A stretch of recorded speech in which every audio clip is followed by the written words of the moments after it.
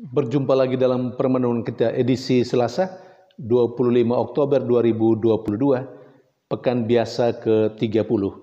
Bacaan-bacaan liturgi hari ini, bacaan yang pertama dari surat Rasul Paulus kepada jemaat di Efesus, bab 5 ayat 21 sampai 33, dan bacaan Injil dari Injil Lukas, bab 13 ayat 18 sampai 21.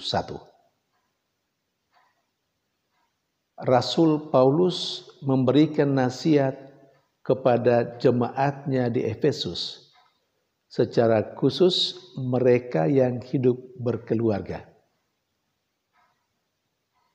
Paulus menegaskan bahwa perkawinan adalah gambaran cinta antara Allah dan manusia, antara Kristus dan gerejanya.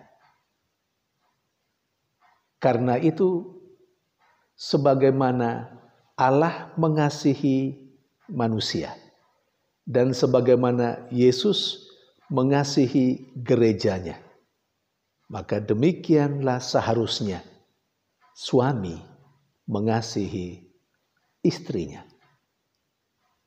Nah, seperti manusia harus taat kepada Allah yang sudah terlebih dahulu dan begitu hebat mencintai mereka, manusia itu, maka manusia harus taat kepada Allah. Demikian juga, sebegitu hebatnya Kristus mencintai gereja sampai menyerahkan diri mati untuk gereja, maka gereja seharusnya taat kepada Kristus. Apakah lalu istri harus tunduk kepada suami? Karena memang suami sudah terlebih dahulu mencintai istri seperti Allah mencintai manusia dan seperti Kristus mencintai gerejanya. Sebuah pertanyaan refleksif untuk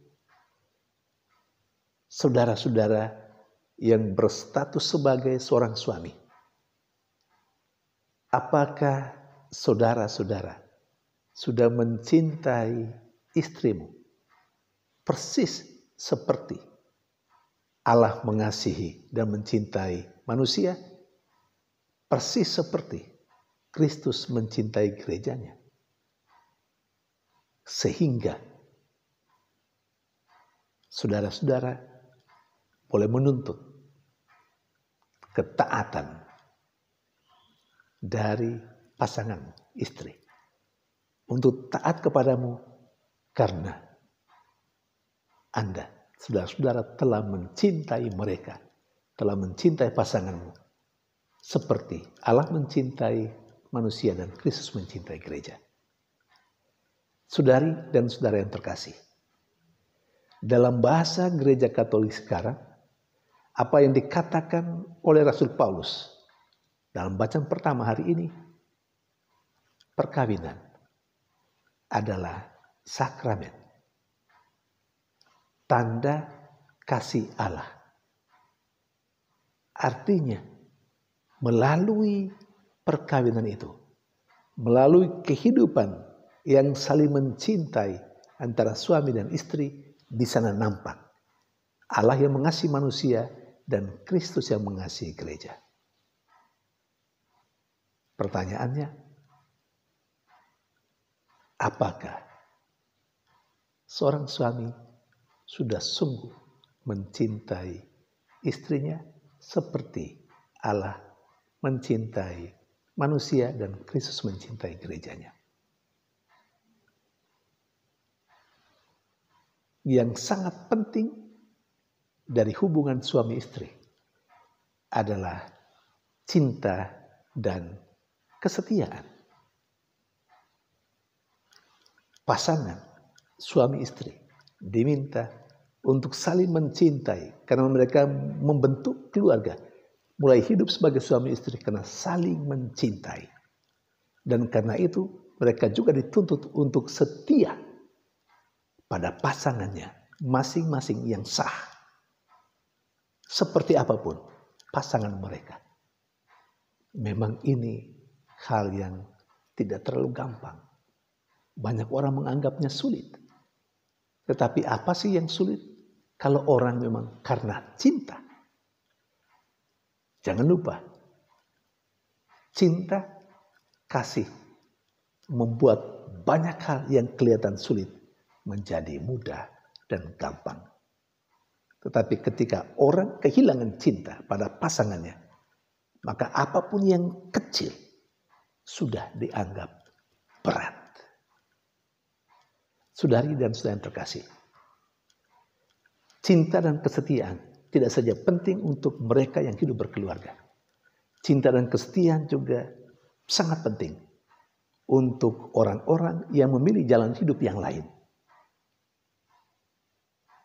Jalan hidup sebagai imam, sebagai biarawan-biarawati, sebagai kaum religius. Kita memilih cara hidup kita seperti itu.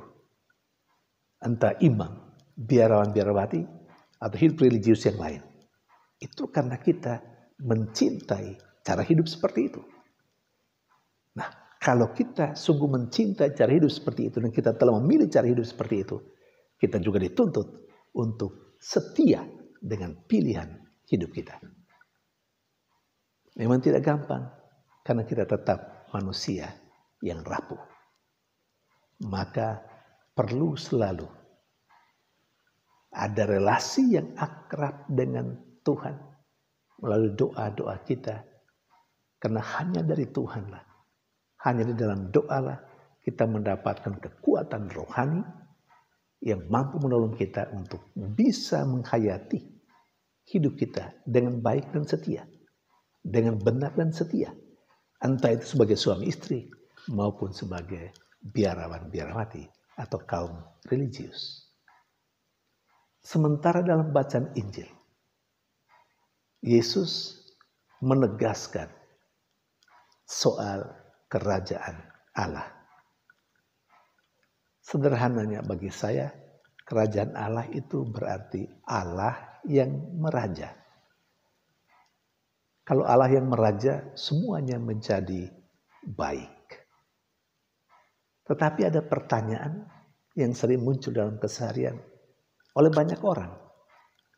Ketika mereka melihat realita kehidupan kesehariannya, seakan kejahatan lebih merajalela.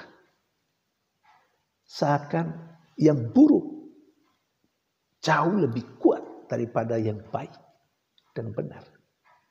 Lalu orang akhirnya bertanya, Tuhan Allah ada tidak?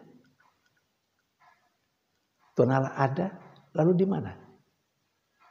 Kenapa kejahatan makin hebat yang ada di sekitar kehidupan kita? Itu pertanyaan-pertanyaan terhadap Allah setelah melihat realita yang begitu buruk. Saudari dan saudara yang terkasih, Yesus mengumpamakan kerajaan Allah itu dengan biji sesawi dan ragi. Biji sesawi yang diambil dan ditaburkan di kebun, lalu mulai bertumbuh dan berkembang secara perlahan. Akhirnya bertumbuh menjadi pohon dan menjadi tempat bersarangnya burung-burung. Demikian juga dengan ragi. Diumpamakan kerajaan Allah itu dengan ragi. Ragi yang sedikit itu diaduk sampai semua beragi. Memang perlahan, tetapi pasti. Demikian kerjanya Allah. Kelihatan sangat pelan. Atau mungkin bahkan tidak kelihatan. Tetapi pasti.